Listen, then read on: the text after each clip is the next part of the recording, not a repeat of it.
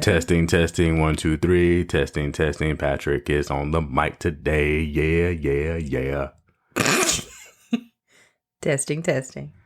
Oh my gosh, you are not enthusiastic about this test.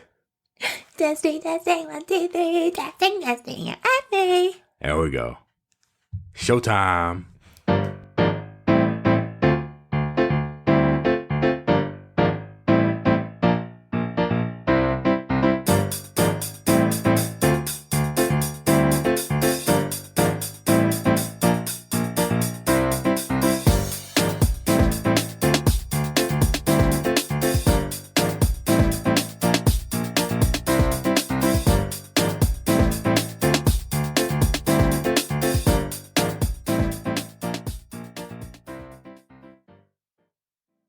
Hey, welcome to On the Up and Up with Patrick and Talisha. And today's episode is all about my entanglement and how to heal from it. But before we get started, we have shout outs and reviews.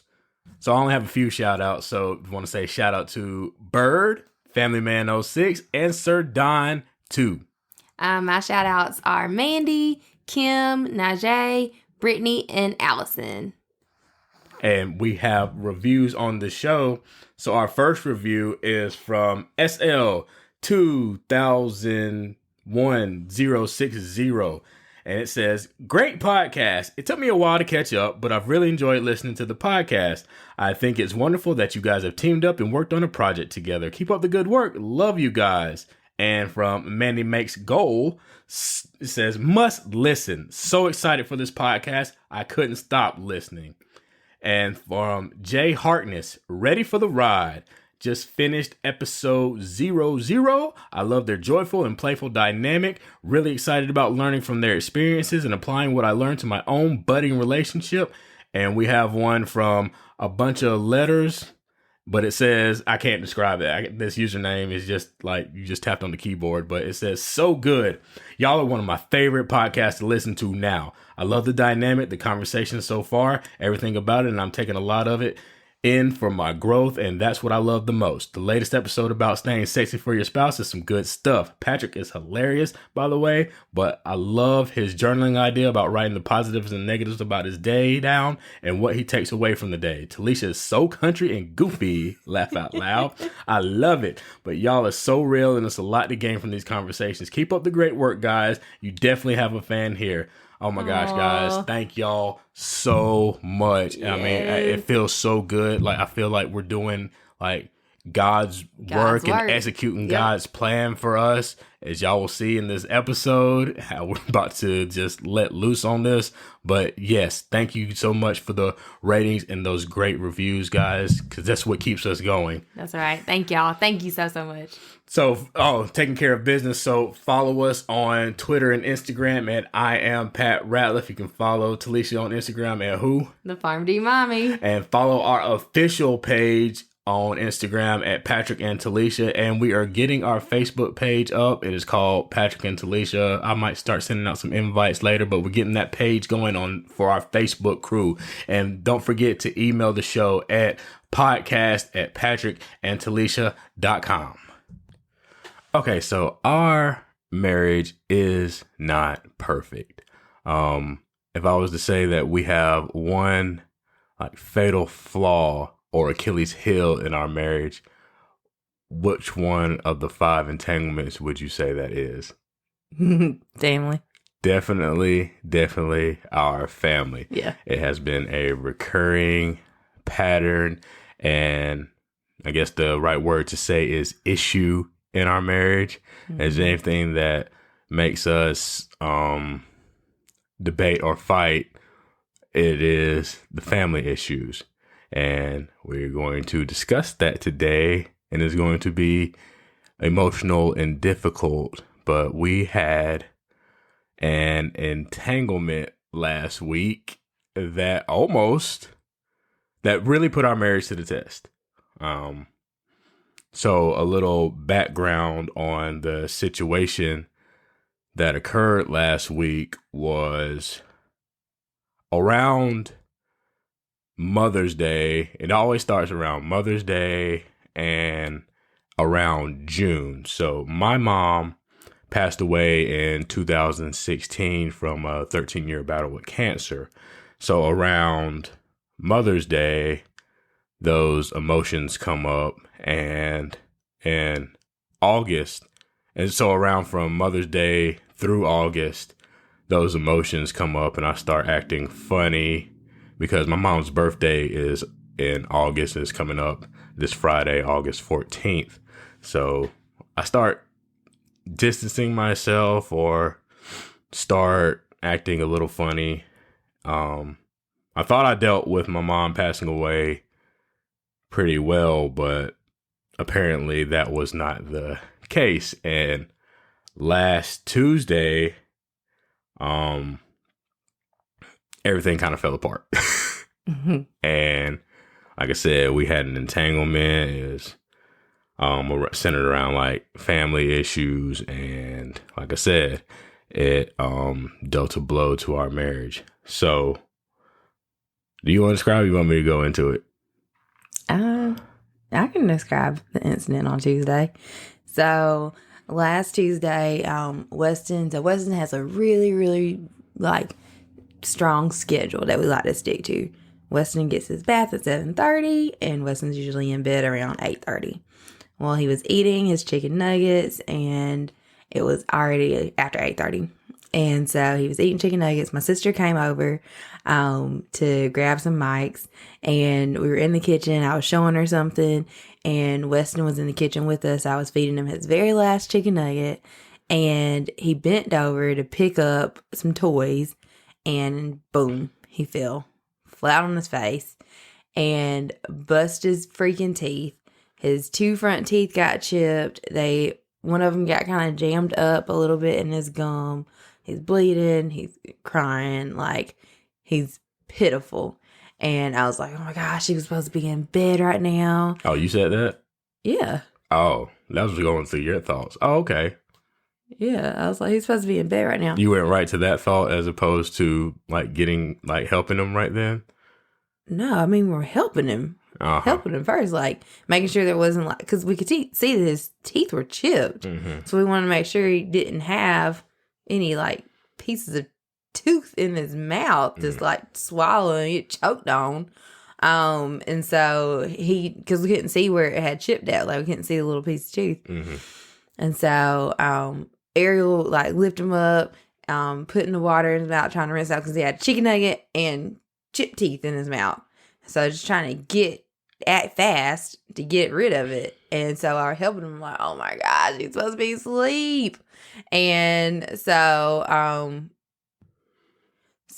we're trying to get him all cleaned up, and I'm like, literally, oh my gosh, it was not supposed to happen. He's supposed to be asleep.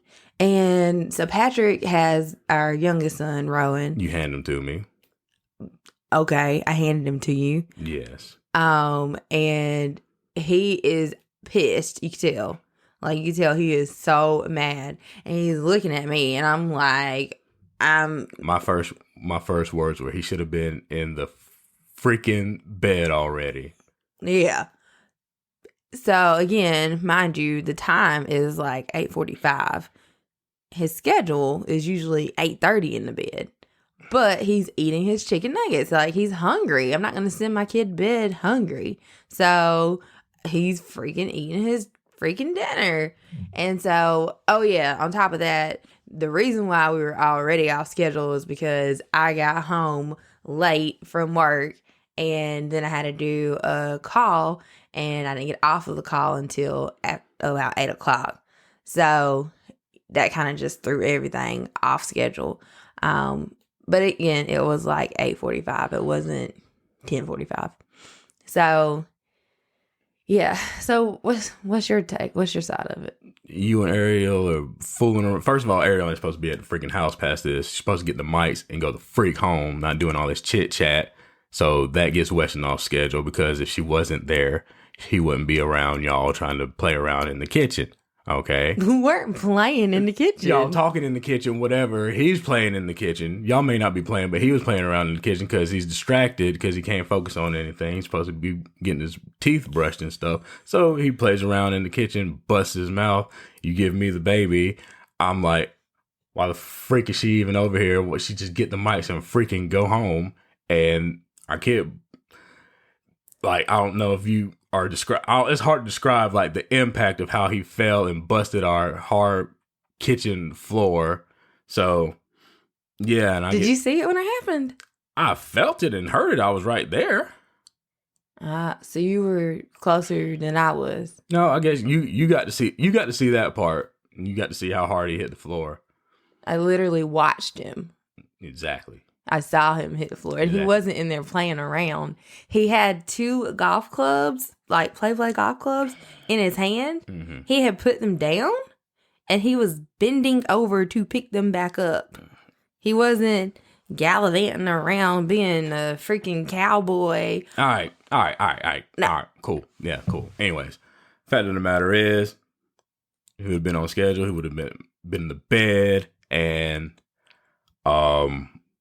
he wouldn't have busted his whole mouth wide open. So y'all do whatever, call the doctor, set up the doctor's appointment, and put him to the bed. Y'all put him to bed. Well, you're laying in the bed with him. I got Rowan, and then that's when we discuss. Is that when we get in our fight after Ariel leaves?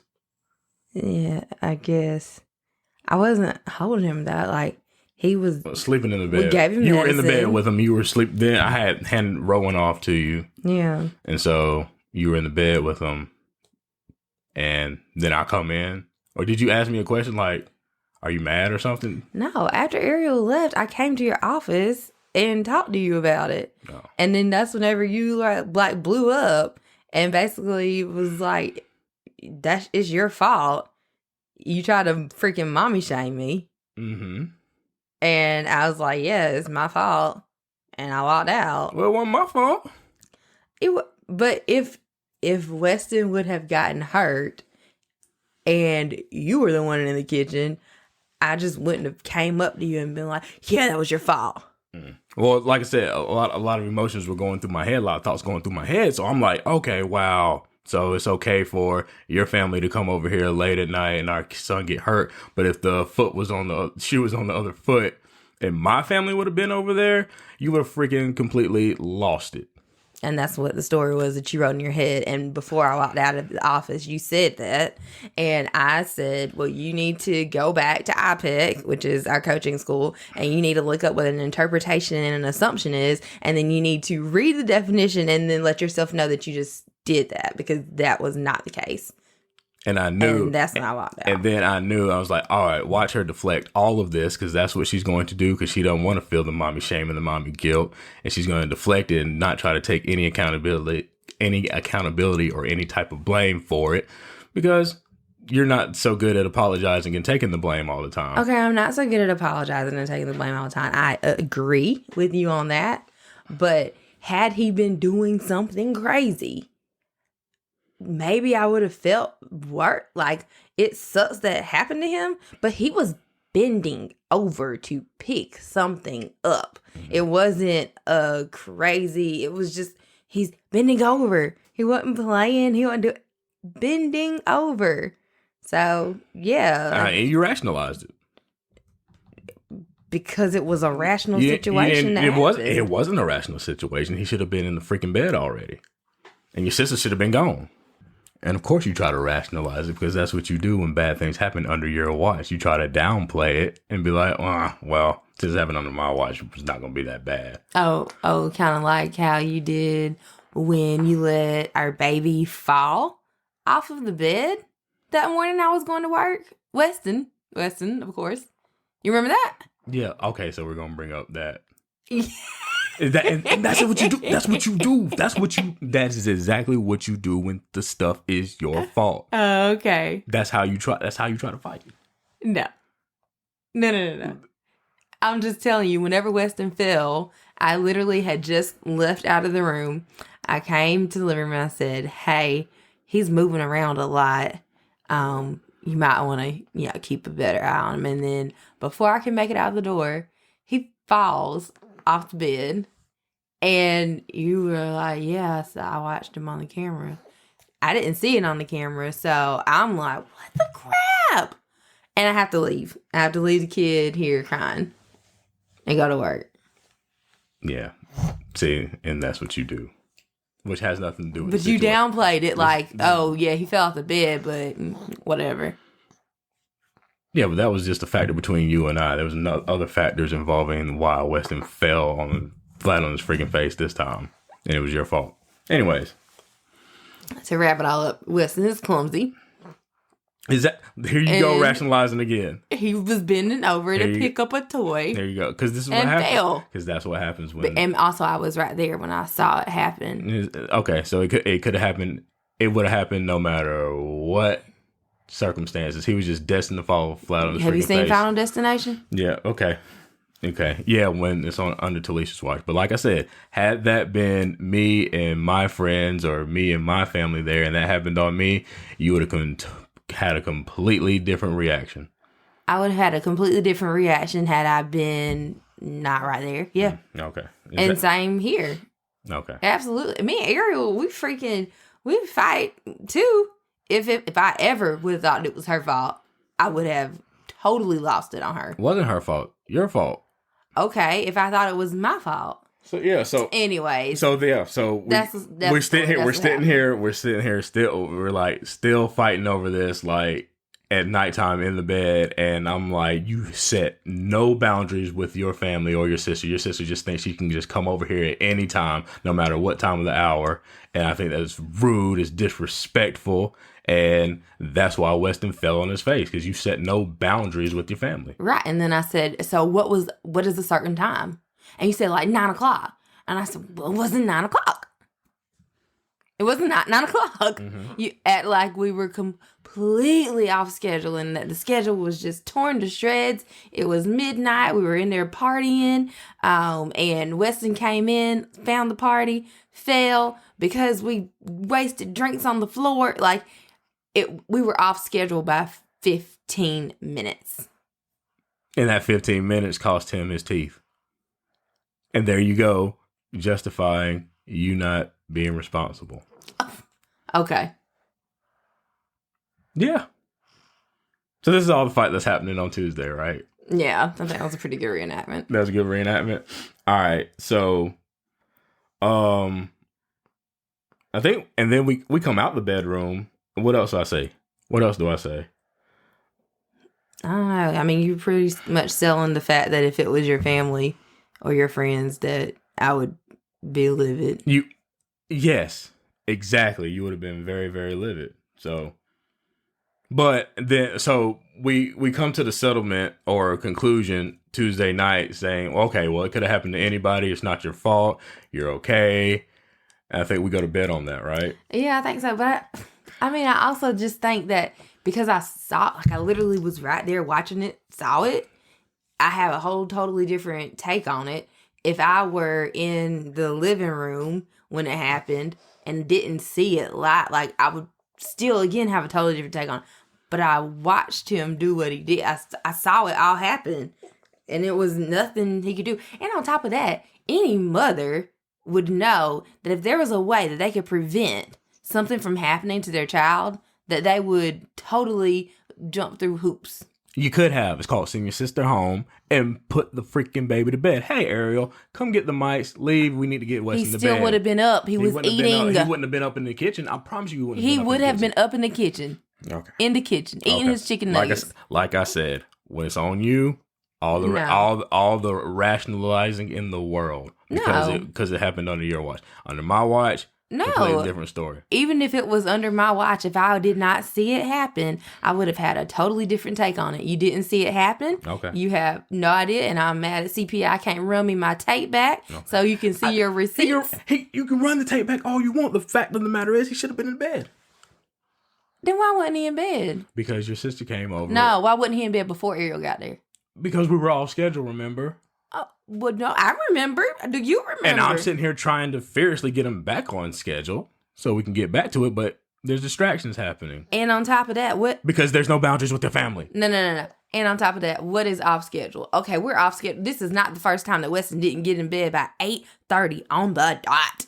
This is not the first time he hasn't been in bed at 8:30.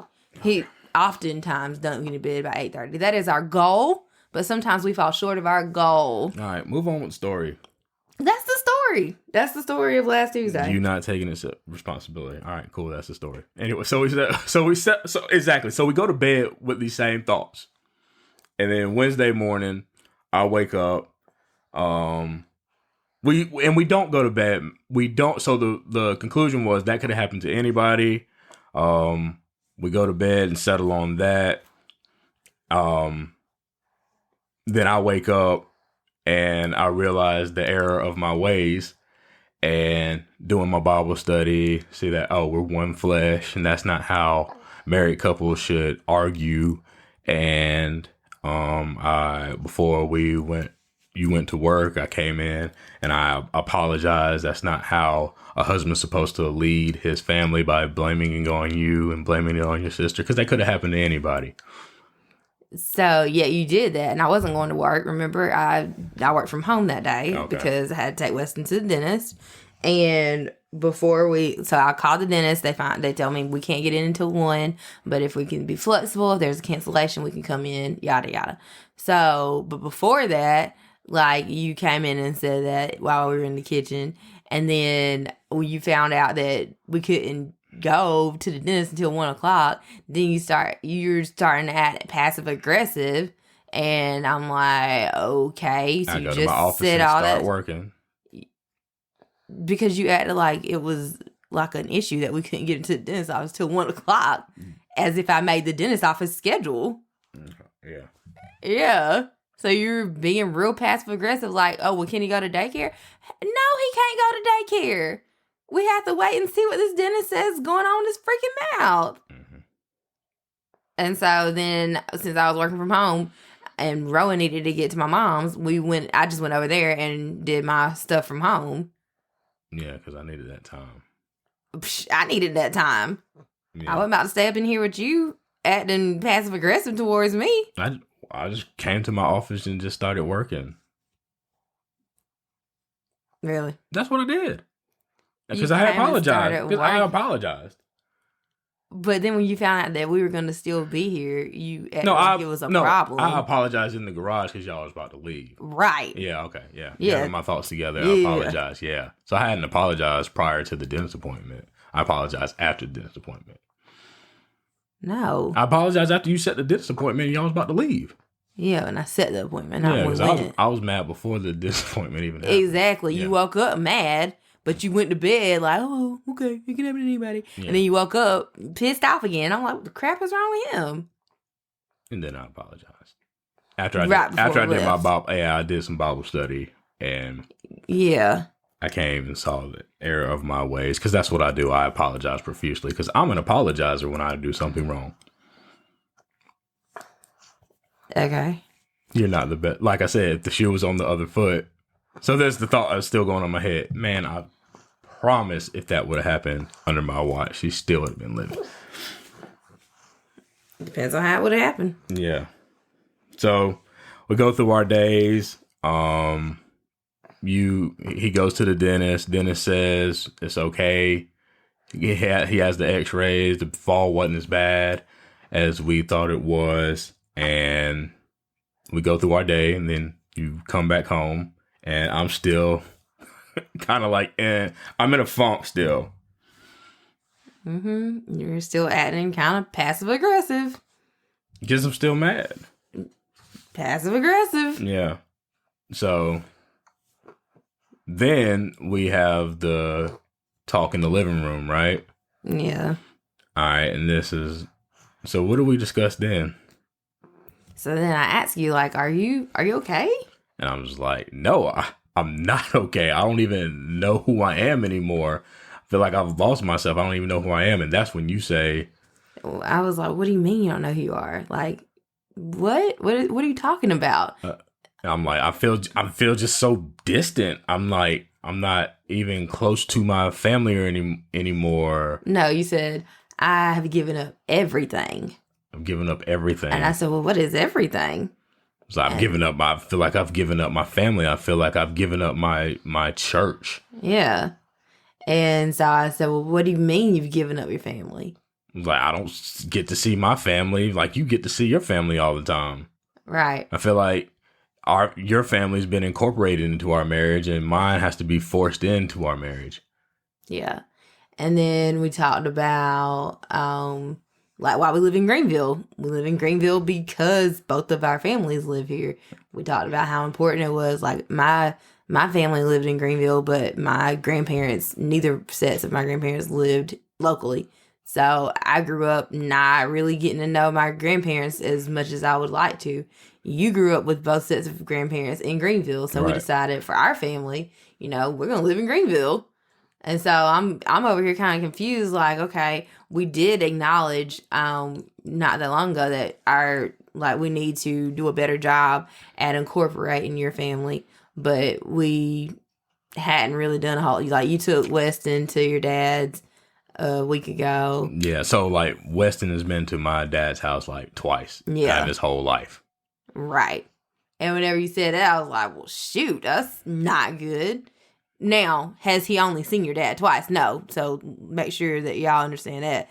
Mr. Ratliff is so good, and he comes over here and sees Weston all the time. And so Weston definitely knows his granddaddy, but I think that sucks that he's only been over to the house, like the house that you grew up in, twice. Yeah. And I take responsibility. I was like, that's on me. I know I say that's on me, but I just don't end up like being proactive in that situation. And then as far as like, you asked me another question, like, what did you just ask me? Why am I so mad? Why do I not feel like myself? And it was like, you get to see your sister anytime you freaking want. Oh, well, yeah, because before that, I said, and Shannon lives in Columbia. Yeah. I said, and then COVID-19, like, Shannon just had a baby, too, back in March. I said, and so, like, her family's not going anywhere. We're not going anywhere, but they're really not going anywhere. And so I said, she lives in Columbia. And then on top of that, like, family gatherings for, like, Mother's Day and stuff like that. Like, we met with my immediate family and your dad came, but we didn't do, like, the normal traditional thing of going to Grandma Ella's house and seeing the extended family. So, like, COVID-19 kind of, like, we had just talked about, like, trying to go to Grandma Ella's after Sunday, like, church and stuff. And then COVID happened. So, anybody want us in their house? Nor do we want to be in anybody's house. Right. So, but yeah. So, yeah, you said that I have easy access to my family.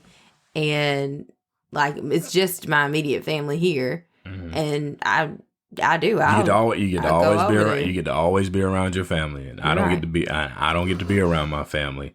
And when we do go see my family, you don't have a good attitude about it, or you're mad or something, or you want to get out there as fast as possible. Which makes us not want to be over. And it's like, oh, screw it then. We're just not going to go over there. I love your family, and I do enjoy being around them. I think that maybe subconsciously, like, I don't really want to be there because it ain't the same. It ain't how it used to be. Right. Your mom's not there. Jean's not there. Like, it's not the same. Mm-hmm. Yeah. And then we get somewhere where I'm like, I'm feeling you like, we bring up therapy. It was like, well, you need to go to like therapy or something. And this is how you feel. Yeah. And I'm like, well, yeah, that's how I feel, because I'm anxious and I'm depressed because I feel like I've given up everything for you so that you can be comfortable. And I'm willing to like sacrifice everything for our marriage. Like, I'm completely willing to like give up my whole family and my whole church to make you happy, so that you don't have to feel uncomfortable like that. And this has caused me to have all the anxiety. And you asked me, like, am I feeling depressed? I was like, it might be low-level depression. But I feel like this, but I've taken on that burden for you. So you don't have to feel this way. And you don't have to feel separated from your family. I'm taking on this burden for you. Yeah, and I'm like, okay, well, I asked Patrick the same question months back. Like, how are you feeling? What's going on? I can always tell whenever you're off, like whenever you're not Patrick. And so for you to say, like, I've lost everything, I'm I'm not who I'm supposed to be, yada, yada, yada. Like, I'm like, what?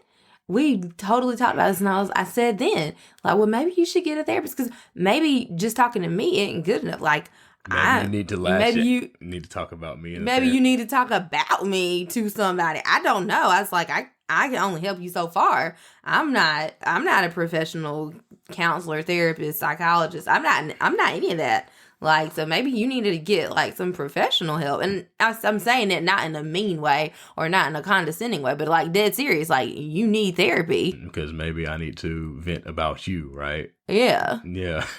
And then I'm like, yeah, maybe, because I don't want to say that, because you're like, maybe you're resenting me for being with my family. Yeah. That's what it's like, oh, man, like, you're lashing out at me because I'm with my family. And right. I'm resentful towards that, and that is true. I'm mad at my wife, and I'm attacking my wife because she gets to be with her family, and I don't get to be with my family. And then the pressure of, like, the business not running like it's supposed to, because I was supposed to be traveling this year, going to all the states in the country, doing all the seminars and stuff, but that got canceled because of COVID. And then you say, wait, no, it didn't go just like that, Patrick. You didn't say, I'm supposed to be traveling and da-da-da-da. No, that's not how it went. You said, and something with business, and, like, you didn't mention anything about COVID in the business. You just said that the business, like, you don't know if this is what you're supposed to be doing. Oh, yeah. It's like, man, how can we be a marriage coach team if we can't even get along in our marriage? And then you say, because I'm like, what? How are we not getting along in our marriage? Weston fell last night, and we had an argument, and now you don't know who you are, and we're not getting along in our marriage. So now we shouldn't even be doing this as a business. What? I'm over here confused. And so I was like, okay, so I think that you like the idea of being a business owner, but I don't know if you really actually like being a business owner. I said, so, like, what's going on there? Like, do you really want to be a business owner? Yeah, and that's when I just get irate then, because in my head, I'm thinking this was supposed to be my year when I was supposed to be traveling and everything, and I'm about to really blow up. I'm furious at this point right now. I'm about to lash out at Talisha, but instead of doing that, I just start crying, and I go to my office. I go to my office, and then I just fall on the floor and face down on the floor and just start crying. I didn't know that. Yeah, I just walked away because I was about to, like, let you really, really, really have it. And I'm just, like, crying profusely, and I'm just, man, I was going through it, man. That's when depression really hit, because I was angry, and like I said, I didn't want to say anything that I was going to really regret saying, so I just went in the room and just started crying, and, like, I don't know who I am. And so how long did I sit in my room and cry? Not too long. Maybe 5 minutes or so. Gain my composure. Yeah. And so I'm sitting on the couch crying. No, you weren't crying. Oh. When did I start crying on the couch? When I came back. You came back. Mm-hmm. And I don't remember exactly what we were talking about, but I was just like, you need to talk to your sister. And it's at this point, it's like 10 something. Yeah, and it's late right now. Yeah. So I called Shannon on FaceTime. Well, I said, you need to talk to your sister. Like, no, I don't need to talk to my sister. And you're like, no, I don't. I was like, yeah, you do. I'm calling Shannon. And so I called her on FaceTime, and I didn't think she was going to answer the phone because it was about to get to the point where it was like, no, leave a message. And so it connected, and I was like, hey, Shannon, I need you and Gerald to reconsider your policy on not seeing people during COVID. I said, because your brother needs to see you.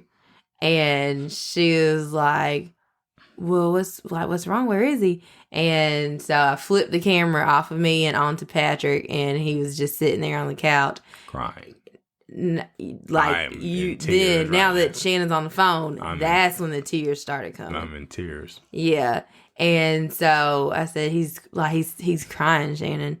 And she was like, oh no, like what happened? And so he's not really saying anything because he didn't really want to talk to her, but she was like, well, can I call you? And he was like, no. And I said, turn the camera back on me, and I'm like, yes, you need to call him. He needs to talk to you. Yes. Hang up for me, call him. So she called Patrick, and then you can take the story from there. And so I picked up the phone and I talked to my sister, and she was like, what's wrong? I thought everything was going well. And I was like, I did too. And I'm just sitting here just crying and just having that conversation with my sister. It just like it calmed me down. And because I guess I was missing her or something, and I was just crying, and my sister just came, and she just makes me feel calm, and I was just like, nothing's wrong. I was like, I'm okay. I promise. I'm just having an episode right now. When I wake up in the morning, it'll all be better in the morning. I promise I'm going to be like my normal self in the morning. And when we had a conversation, it was like, I miss you. I love you. And I was okay from there. She got me calm. Mm-hmm. So, but why did you call my sister? Because like we were talking about family, we miss family. And I'm like, well, we're here. We're in Greenville. Like your family is here. Except for Shannon. Shannon's in Columbia. I can't we gotta call Shannon. And like Patrick's big sister is Shannon. And I'm my sister's big sister. Like I don't know. That was like the big sister thing to do. Like you need to talk to your sister. So I didn't know if you were going to be mad at me or not, because I know it was like, okay, like putting our business out there, like that we're having a disagreement. A fight. Yeah. And so, well, we weren't really, not at that point. Yeah. But that we're having a disagreement. Like, we don't go call our family whenever we're having a disagreement. Right. And so I thought I was going to be furious with you. I did. I was like, he's going to be mad, but guess what? You going to talk to your sister. Yeah. Because I don't know what else to say to you. Yeah. So, and you do the same thing for your sister when your sister gets in a funk. Yeah. And like you drop everything that you're doing and you rush over to your sister. Like you'll stop everything that you're doing when you know that your sister's feeling bad, and you will drive over there. Well, my sister can't drive to me. And it goes back to when we broke up in college for like those 5 hours. Shannon was like, I was in Spartanburg and Shannon was 2 hours away, and she was like, you need me to come down there? I was like, nah, I'll be cool. It's like that every time I'm have an episode, Shannon's always there for me. And you got on the phone, and I got calmed down. So that's what happened that night. Yeah. So, and I ended up being okay. And then Thursday comes around. Great day. Thursday was a great day. I got to run in the morning. I got to handle my physical routine, so I'm feeling good physically. But in the back of my head, all this is going on. I'm like, yeah, I'm willing. The fact that I'm willing to give up my family, the fact that I'm willing to give up my church, the fact that I'm willing for like the past 8 years of our marriage, I've been out of my comfort zone. I grew up in a Methodist church where you're all nice and calm and you have a program in church, and I've switched over to a Pentecostal church where everything is out of my comfort zone. So I'm like, I'm going to do everything for her so that she doesn't have to feel separated from her family, because her family is the most important thing to her. Her mom's her best friend. Her sister's her best friend. The main reason she even goes to church is because she gets to hang out with her best friend, and she's always surrounded by her best friends. She's in her comfort zone. She never had to leave her comfort zone. And I'm like, man, I've given up. This whole marriage, I've been out of my comfort zone, and I've had to grow into that. And the impact that it's had on me is just like depression and anxiety. But that's what I'm willing to do for my wife. I don't want her to feel this, so I'm going to take on this burden. I'm going to withhold like what I'm truly feeling so that she doesn't have to feel what I'm feeling, because she would never leave the church. She would never like leave her family. I don't think she's willing to do it. So I'm just like questioning, like, man, is she willing to put it all on the line for me? And then we start talking on Thursday. So that's what's going on in my mind. Then we have this conversation Thursday, and we're still like breaking down like what happened, and still have. Now I'm questioning, like, is she willing to put it all on the line for me? Yeah, and so when you said that, and I'm thinking like, okay, so what? Like, what are you talking about? So you feel like you're not being able to see your family, and so now I shouldn't see my family? And I was really confused, like, what are you talking about? And so also we have to also think about this, Patrick. Whenever you say family and church, you kind of use like your definitions of the two are kind of one and the same. Well, that's your definition, because you were like, my family is my church. Like, we've discussed for years, like, I've always wanted to like break out on my own, because the Bible says the man will leave his mother and father and go to his wife. I was like, all right, cool, I'm willing to do that. Like, let's go join a church where we can both grow together. And you are not willing to do that because you wouldn't be with your two best friends at church anymore. And like, you're not willing to do that. You like, that's out of the question. You make up all these reasons why you wouldn't go to another church based on like what they believe in stuff and doctrine and stuff. And I'm like, all right, I guess that's out the window. So I keep on like gritting my teeth and going to your church, and all this time I'm like, oh, I'm uncomfortable. Wait, but you also have to think about this part. The last conversation that we had about church was great. It was a good conversation. Mm-hmm. You were like, whenever people ask me what church I go to, I tell them, and I don't say if I go to my wife's church. You say my church is da da da da. And so to me, the last conversation we've had about this, you are good. So when you're saying all these things, I'm like, what in the world? And you had been doing the grace walk like during COVID, and I'm really taken aback. I'm like, what is he talking about? It's like you wouldn't be willing to put it on the line for our marriage. Yeah. And I guess because I'm so literal, I'm still I'm before I can answer these questions, I'm just like, what is he talking about? And I'm getting mad. It's like, she's not willing to put it on. You're not willing to do what the Bible says do. Right. And that was not the case at all. It was just like, I'm not going to answer your question because I'm first of all not a good liar. So if I'm like, yeah, I'll give up my family and I'm not going to go see my family anymore, that'd be a bold-faced lie. That I'm not going to not see my family. Like, I'm going to see my family. Even if you don't want to see my family, I'm going to see my family. Mm-hmm. So that's kind of where I was at. So, and you're looking at me, you're getting madder and madder, but you're still calm, but you're pissed. You're so mad. Because I had the question. I'm like, man, am I in the right relationship where she's going to put it all on the line? And at the same time, I'm like, for the past 2 days, I've been telling her I'm not feeling like myself, and I resent her for being able to be around with her family. And you didn't say you resent me. I said you resent me. And I was like, oh, probably. That's the words. Yeah, but I didn't want to use the words resent, but my actions and what I was saying was like, yeah, I do resent you for being around your family. So I'm trying to get to like, I've said this the last 2 days, like, so what's her reaction going to be now?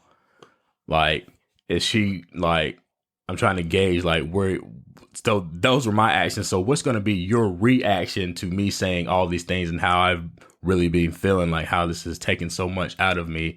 Like now in the future, like, are you not going, every time we're with your family, are you going to be thinking about Patrick being like mad or angry or depressed that he's not with his family every time we have a family function? Yeah. And I don't remember exactly how we got there, but I remember asking you, like, I mean, I think that you and Ariel are just kidding whenever y'all are like going back and forth, but geez, like, do you like not like Ariel? And I was like, I love Ariel. I don't like Ariel, but I love Ariel, and I don't not like her, but I like her.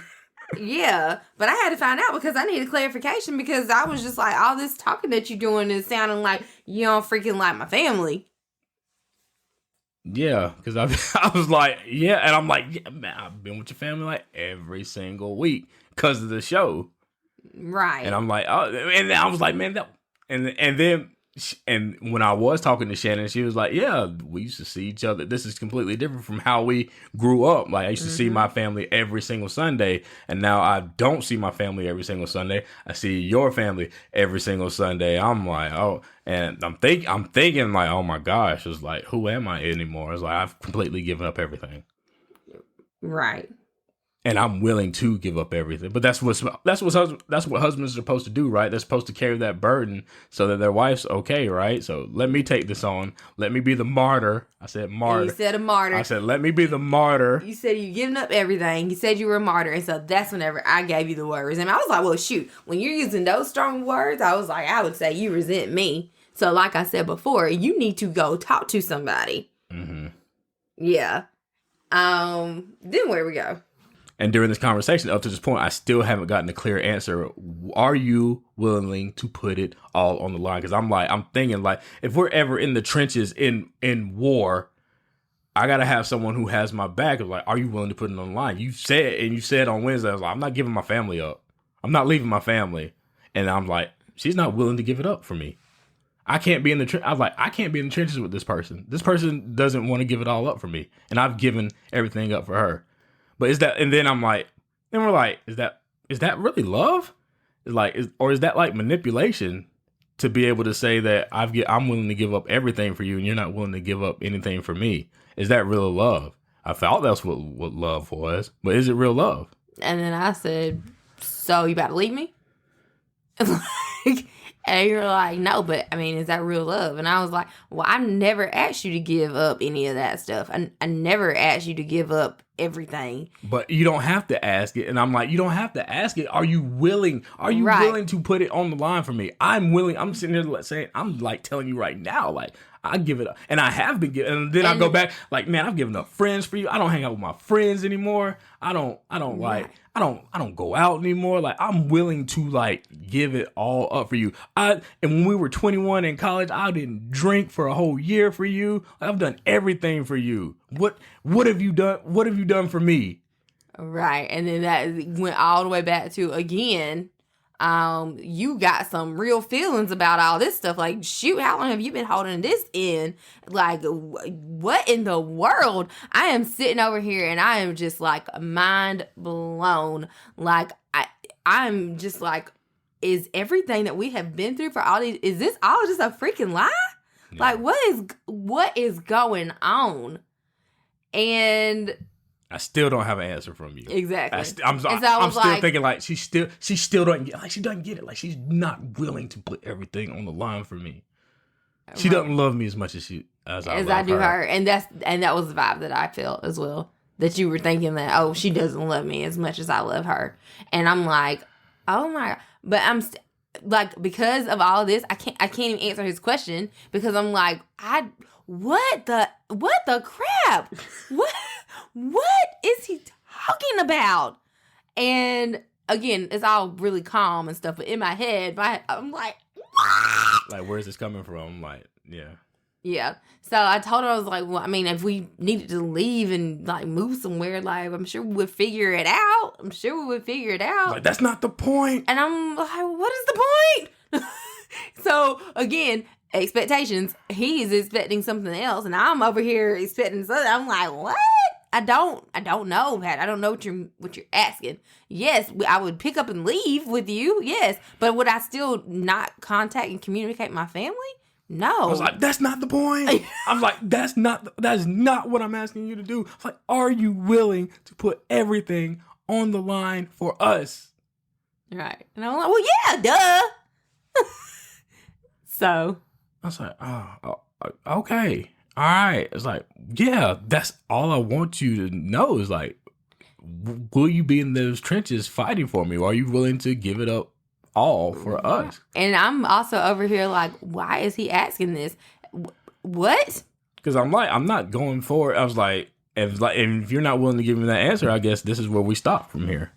I was like, I guess we can't go any further because you're not willing to. I'll always be looking behind my back or looking over my shoulder because she's not willing to go all in for me. Right, and I'm over here thinking, what in the world have I ever done for you to even question this? Seriously? Seriously?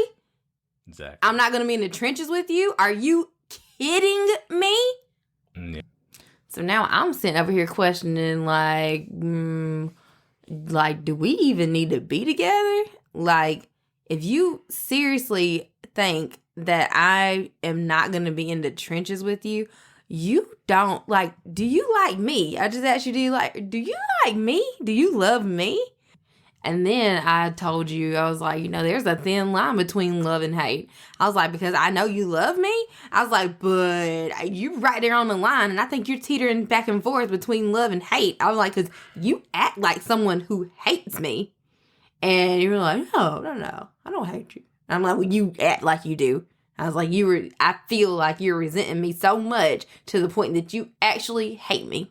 I was just like, well, you don't get out of your comfort zone. You've got to be comfortable. I'm just like, I'm sitting here bearing this burden for the family and church, and I'm missing my family, and you never got to get out your comfort zone. Right, and you're saying you were carrying a burden, an unknown burden.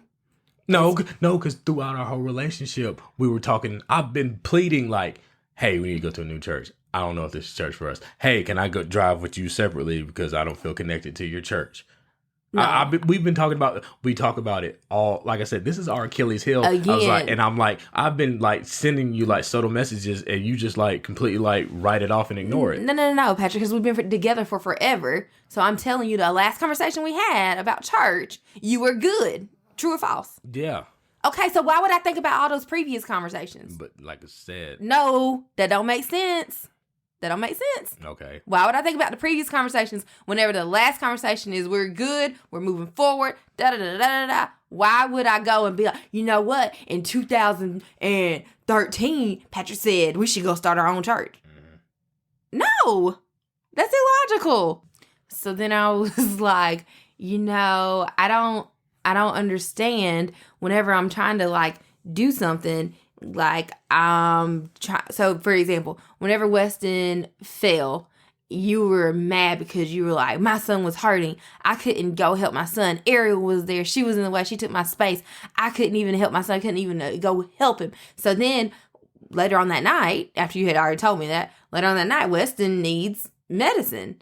We need to give him more pain medicine. So I was like, I could just get up and go get it. No, let me give this to Patrick because he didn't feel like he got the opportunity to help Weston. He didn't get the opportunity to be there. So let him be the one to comfort him and give him this medication. So I tell Patrick, hey, it's time for him to get some medicine. Blah, blah, blah, blah, blah, blah, blah, blah. You were mad. Don't look like that. You were mad. And I'm like, okay, here we go again. I'm missing the mark. This target is ever moving. And every time I'm like, oh, I'll do this. And then he'll be happy about this. He's like, nope, didn't hit it. Not good enough. Didn't work. So whenever I called Shannon, I was like, he's going to be pissed.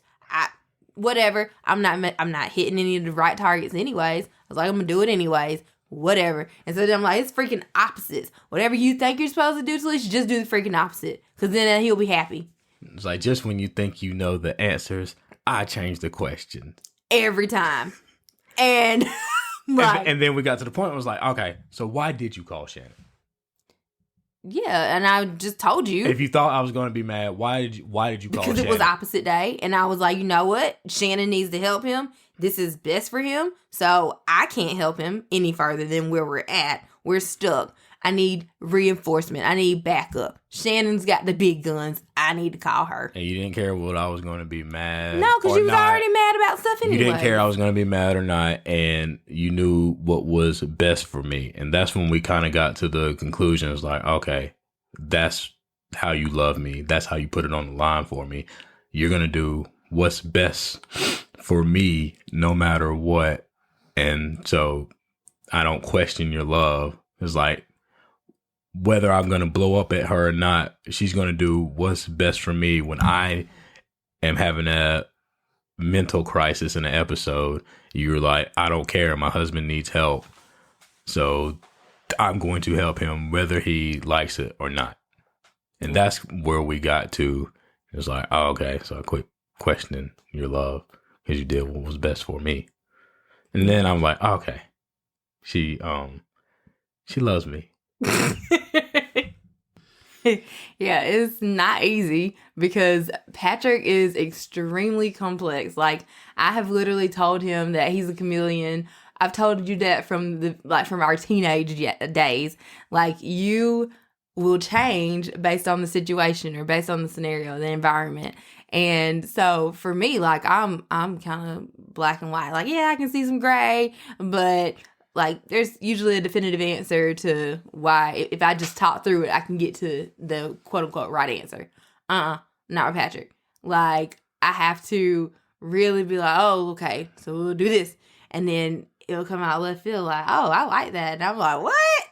And so then if it's something that I think that you do like, I freaking hate that. I can't believe you said that or did that. And I'm over here, what? But through the years, like, I think just talking through things and, like, really asking clarifying questions. Like, when you say this, what do you mean? Like, for instance, in this conversation, whenever he says, I gave up everything. Okay, well, what is everything? And then he said family and church. And I'm like, okay, that's two things. That's everything. That's literally your everything. Okay, yeah. But I'm, again, trying to, because you say you give up everything. I'm like, well, God darn, what all did he give up? What is everything? And then, like I said, the terms family and church are kind of used synonymously. You said for me, but you use them synonymously for you as well. Yes, you do. Because my family was my church. Okay, and so whenever thank you. See what I'm talking about, people.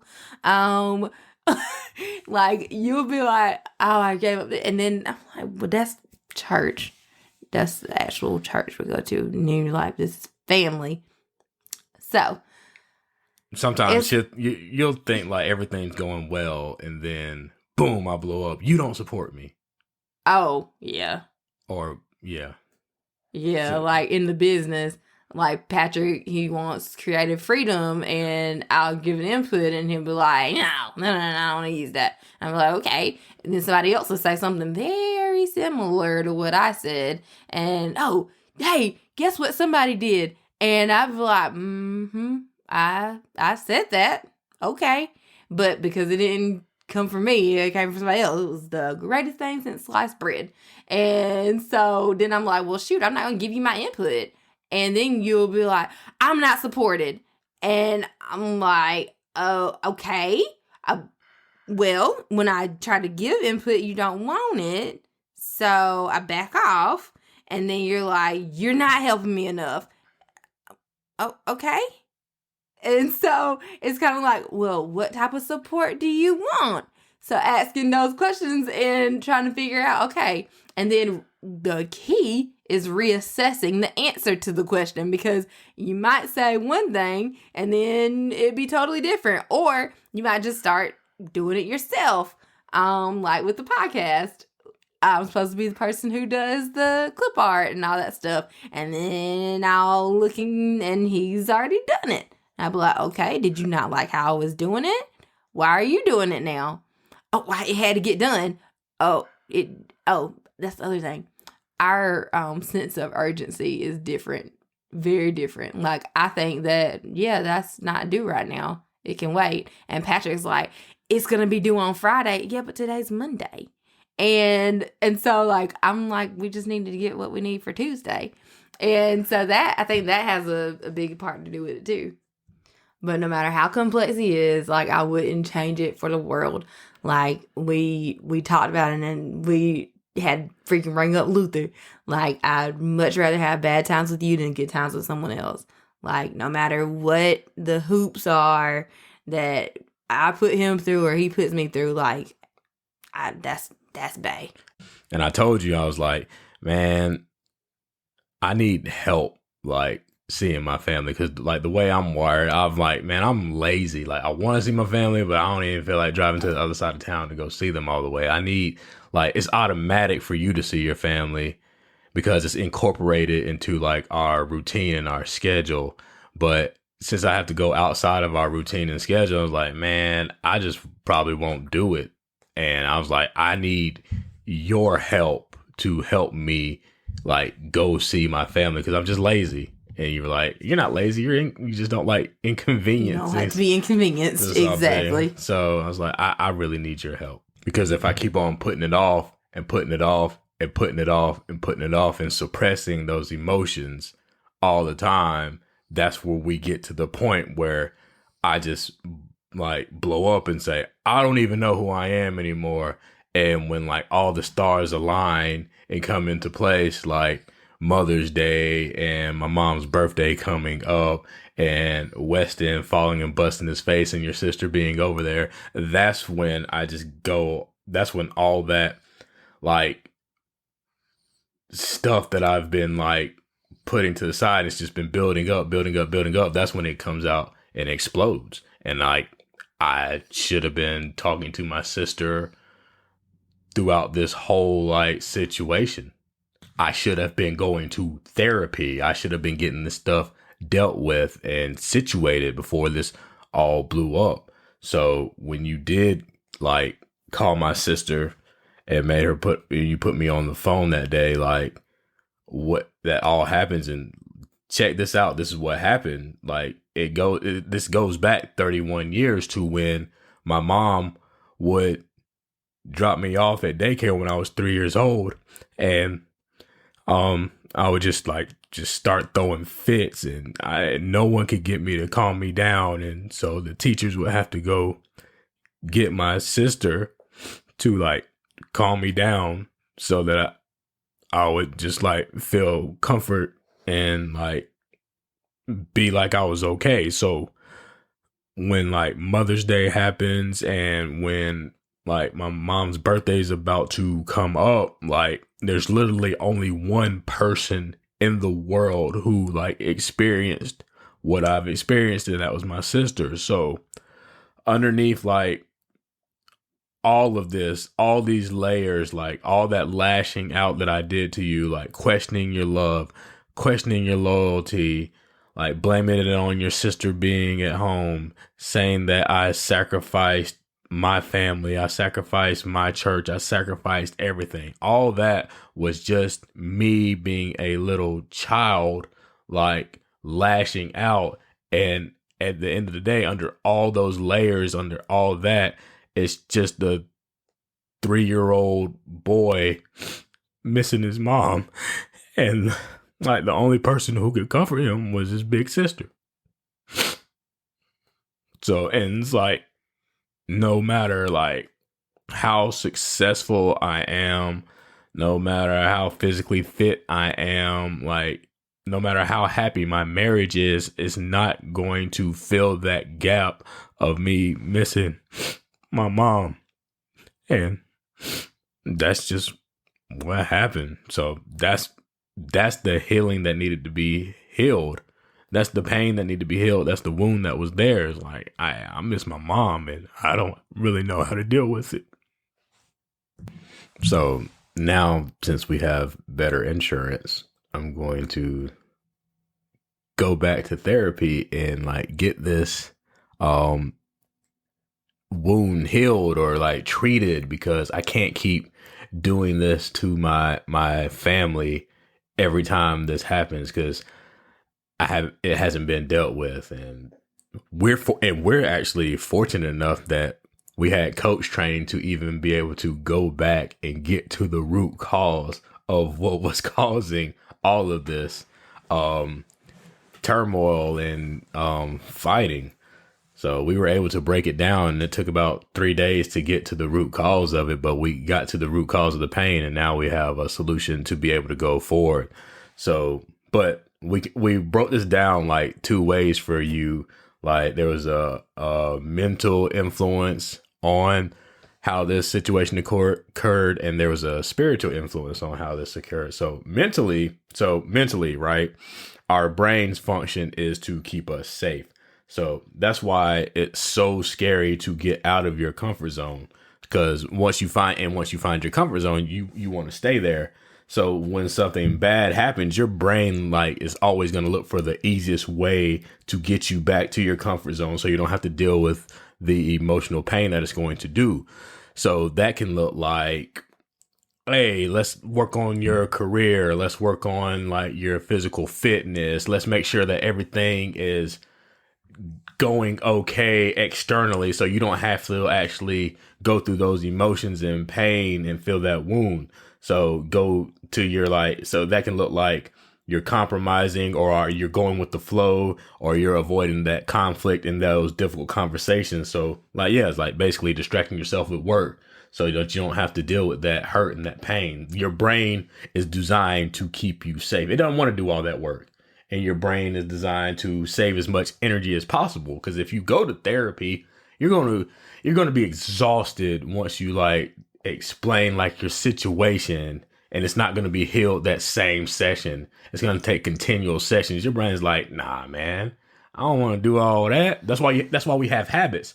And that's why just think the first time you started driving a car, you had to do all this preparation, check the mirrors, check the turn signals, make sure that's all working. You know how long it took you to get to going in your car, but now your brain, since you've done it over so many times, it's automatic to you. So your brain wants to save all that energy, because if you had to do that process every single time, you'd just be too tired. It'd be exhausting on you. So your brain is nah, we're not going to deal with that emotional hurt. Okay. We're going to suppress that. And that's how people go to alcohol or porn or opioids to try to suppress it any way they can, anything but dealing with the actual pain that's hurting you. So you've dealt with opioids. Have you seen that happen? I've dealt with patients dealing with opioid addiction. That's how you dealt with opioids? Oh, I was like, So, yeah. I mean, that's exactly what I would hear from the patients. They just didn't want to have that hurt. They didn't want to go through that. So they went to drugs. And you're right. Yeah, our brain, it wants to keep us safe, and it doesn't want to deal with the hard stuff. It doesn't want to have the hard conversations. So, absolutely. It'll avoid it because it's too much work, and your brain's trying to always save energy and always trying to avoid the hard route. That's why it's up to you to you have to override your brain to be I'm going to have that difficult conversation. I'm going to go seek therapy. I'm going to go discuss this with somebody so that I can actually heal from it. But you have to override your brain because it's not going to be automatic. Your brain wants you to be on autopilot. That's why all this stuff that was happening with me and Talisha, all this stuff that I was blaming on her, it was all subconscious. I'm not aware of it. It was just so automatic to be able to all right, well, I need to make this Talisha's fault. I need to make her feel guilty about it. Or I need to have her questioning her love for me, or I'm questioning my love for her. And I need to blame this on anything but me not being healed from me missing my mom. Anything else. Because once I got to that point, I have to deal with it. It's going to be very painful. It's going to take up a lot of my energy. Yeah. So your brain is just trying to protect you, but it doesn't necessarily work in your best interest for that. And then on the spiritual side, you got to remember, the devil wants to destroy us. The devil, he wants to see families broken up. He wants to see marriages broken up. He loves divorce. He loves it. So whenever we think about the spiritual side, that Friday morning, I got up and I was washing the dishes, and I was like, you know what, I'm going to start my prayer session. I'm going to start praying. I'm going to start listening to my music and stuff early, because I usually try to listen to it in the car. So I was like, I'm going to go ahead and start listening to my music and set the tone now. And so while I'm doing that, a song comes on. It was maybe the second and the third song that I listened to.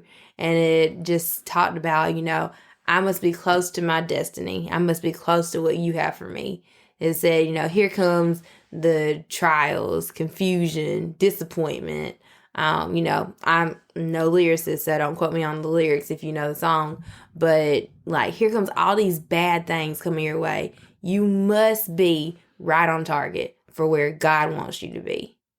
And so I shared that with Patrick, and I was like, yeah, oh yeah, you're right. It's like, yeah, man, the devil, he loves divorce because he loves how divorce will impact the children. Mm-hmm. Because when there are divorce, usually like the children go back and question themselves and like, man, maybe it was my fault that my parents got divorced, or why didn't they stay together? Was it because of me? And then he like plants that seed in their head, like, man, marriage might not even be worth it, man. Because it's just going to end in divorce. Look what happened to my parents and stuff. And that wasn't really happy for me. So they might just give up on marriage altogether. Like, the devil is very, very cunning. Like, he will come at you when you're like at your weakest, and he'll use like your family members to even like come for you. Like he had me questioning like, oh man, I see an opportunity. Let me like get in Patrick's head and like start questioning like if his wife's even willing to like give it all up for him. Like, he had me questioning my wife's love, and my wife's been there with my mom in her final days and took care of my mom. Like, in her last days, my wife took care of my mom. And during this moment of weakness where he caught us slipping, he had me questioning, like, is my wife going to be in the trenches for me when she's always been in the trenches for me? Like, he'll have you questioning yourself. He's way smarter.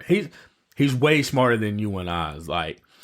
Like he wants you to like not deal with your pain. Like, he's like, all right, cool. If they don't deal with their like issues, maybe they will like they'll turn to alcohol. They'll try to turn to alcohol, or they'll try to turn to porn to like get rid of like the intimacy for the man or something. Because when you like go to porn, like you can get the satisfaction of the sex without actually having to be intimate with your wife or anything. Maybe they'll turn to porn to heal those wounds, or maybe they'll turn to alcohol because he knows like the alcohol abuse and like the cycle that continues. Like, usually when you like there's alcohol abuse, like you'll use that rage to like attack your children. Like, when people can't deal with their wounds, he knows that, oh, they'll like abuse it. Like, they'll be abusive to their spouse, so they'll take it out on their spouse because that wound isn't healed, or they'll take it out on their children. And then that's how children grow up in a broken home or a family. It's like, oh yeah, man, let's keep this cycle going. And like the cycle repeats itself. Or like you said, like, oh, maybe they'll go out there and try to heal with opioids. Mm-hmm. And because he don't want you to heal with God, because he knows, oh, God's gonna heal them, man. Right. Let's try to keep them away from God as much as possible, and go use like these worldly things like opioids and addiction and get you addicted and hooked, because he knows that's going to break up that family, because he hates a marriage, because he don't want you both like fighting against him. He's gonna catch you while you slipping separately. So like, because how many times have you heard stories of children being abused and they go on to be abusers themselves? Right.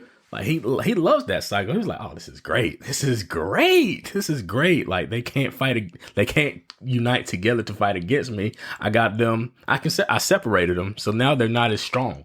Right.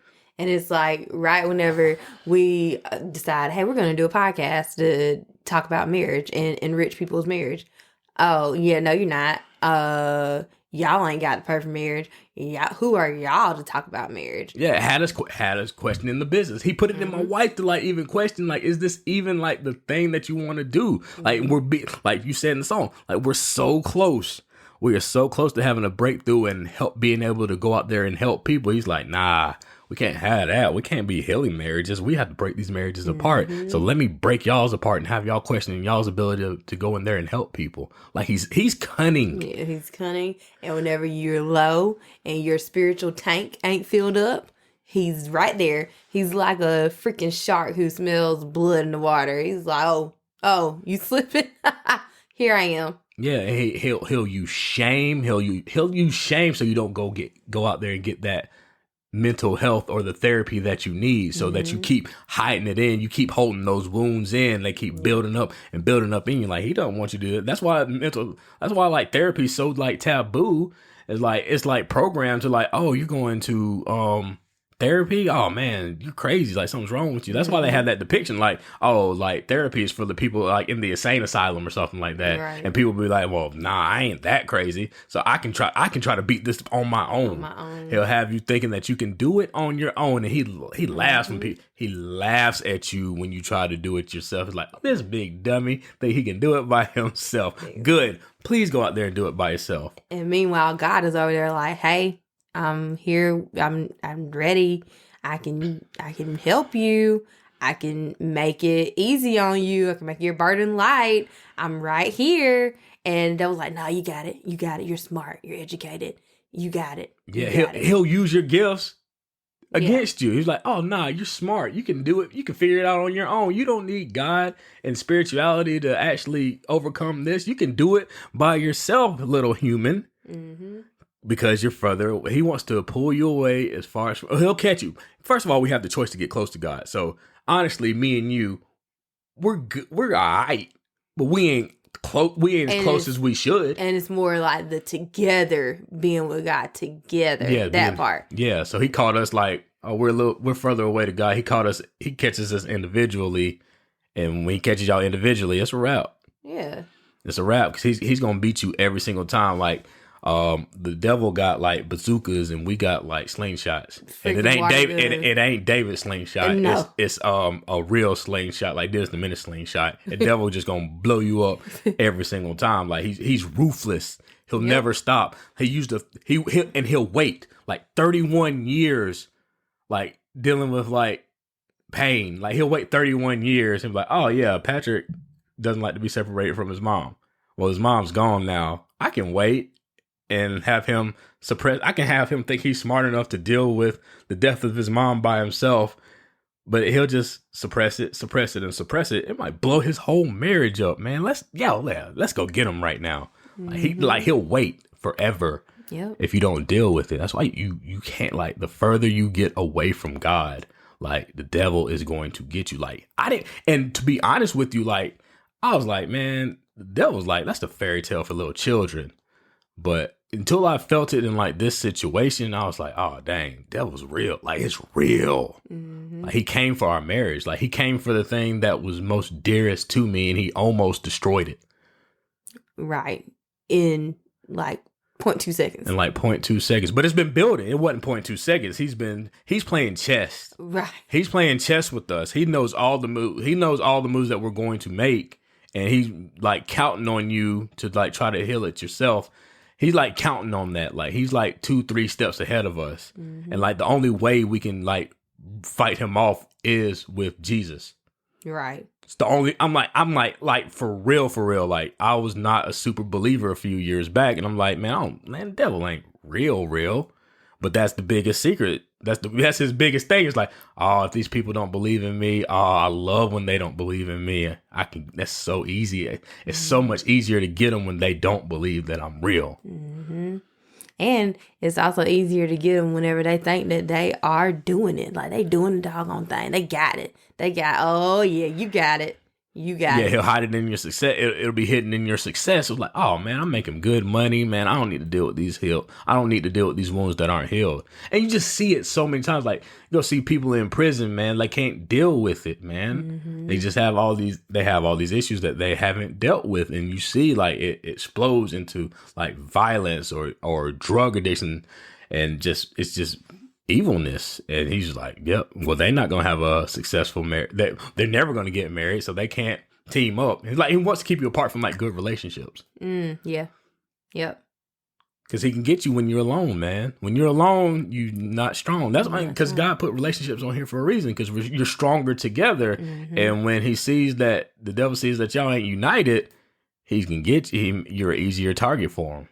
And we're fortunate that we had that coaching education to be able to like break this down, like mentally and spiritually, to like get to the core of what was actually happening. So we did it in like 2.5 days. Some people never get there because they don't have those skills. And that's why we got into marriage coaching to begin with, to be able to help people like get to the core of what is really happening, because you will make up every story in the book to rationalize your behavior, to rationalize your fight, to have I'm going to make my spouse lose because I need to be right. All that ego that you have, all that self-centeredness that you have, and just trying to help people get to that core and figure out what's going on and have them really heal from what's going on. So we can, we're fortunate enough to be able to break that down. And that's what we want to help other people do. So that's why we started this podcast, and that's why we do marriage coaching. So if you're out there and there's something that keeps on coming up in your relationship, there's a recurring theme that you just y'all cannot shake it. You got to talk about it. You've got to talk about it with your spouse. You've got to get to what is the underlying thing. What is the real thing? What is causing this? And it's then and only then that you'll be able to heal from it. You'll be able to move on.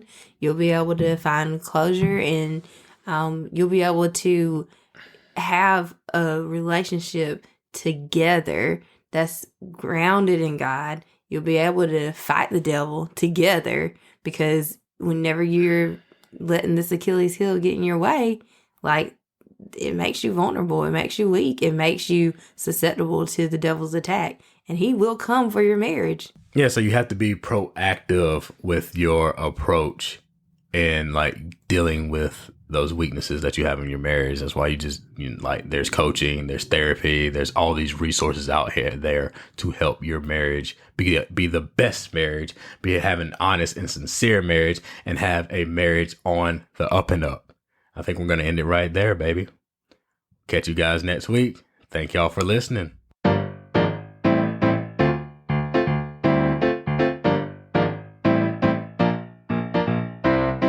Thank you for listening to On the Up and Up with Patrick and Talisha. For access to all of our episodes, please subscribe to our podcast on iTunes, Google Play, Spotify, and wherever you listen to our show.